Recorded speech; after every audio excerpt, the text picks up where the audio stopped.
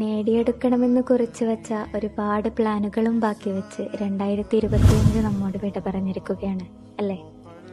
പുതിയ ഒരു വർഷം 2026 കടന്നിരിക്കുകയാണ്. പുതുവർഷം പിറന്നതുകൊണ്ട് തന്നെ ഓരോരുത്തർക്കും മനസ്സിൽ ഒരുപാട് പ്ലാനുകൾ ഉണ്ടാവും. ഈ വർഷം എനിക്ക് എന്തായാലും നേടിയെടുക്കണം എന്നുള്ള ചില പ്ലാനുകൾ.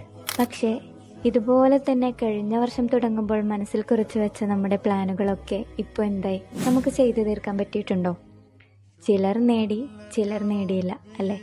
പ്ലാനുകൾ അവിടെ ബാക്കി വെച്ച് ആ വർഷം നമ്മോട് വിട പറഞ്ഞിരിക്കുകയാണ്. എന്നാൽ ഈ ഒരു വർഷം അതിനിടയാക്കാൻ പാടില്ല.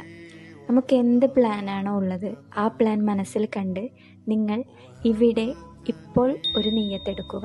തീർച്ചയായും നിങ്ങൾക്ക് 2025 ചെയ്തു തീർക്കാൻ പറ്റാത്ത ആ കാര്യം ഈ വർഷം നിങ്ങൾക്ക് ഉറപ്പായും ചെയ്തു തീർക്കാൻ പറ്റും ഇൻഷാ അല്ലാഹ്. പറഞ്ഞു തരട്ടെ. എല്ലാവരും നിദ്രയിലായിരിക്കെ ആ ശാന്തമായ രാത്രിയിൽ എഴുന്നേറ്റ് 2 റക്അത്ത് നിസ്കരിക്കുക. അതെ, തഹജ്ജുദ് നമസ്കരിക്കുക. ഉറപ്പായും നിങ്ങൾ എന്താണോ ആഗ്രഹിക്കുന്നത് അത് നിന്റെ റബ്ബ് നിനക്ക് തരും. നിങ്ങൾ കരുതുന്നത് പോലെയല്ല തഹജ്ജുദ് is A very miracle prayer. എന്താണ് അതിൻ്റെ പുണ്യമെന്നൊന്നും ഇവിടെ പറയുന്നില്ല. അതൊരു വല്ലാത്ത അത്ഭുതമാണ്.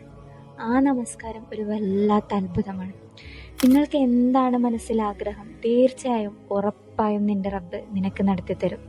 ഈ വർഷത്തെ നിങ്ങളുടെ വൺ ഓഫ് ദ ബെസ്റ്റ് ഡിസിഷനിലൊന്നാകട്ടെ തഹജ്ജുദ് നമസ്കാരം എന്നാശംസിച്ചുകൊണ്ട് എല്ലാവർക്കും എൻ്റെ ഹാപ്പി ന്യൂ ഇയർ. كل عام وأنتم بخير. يا رب اجعل هذا العام العام النجاح والسعادة.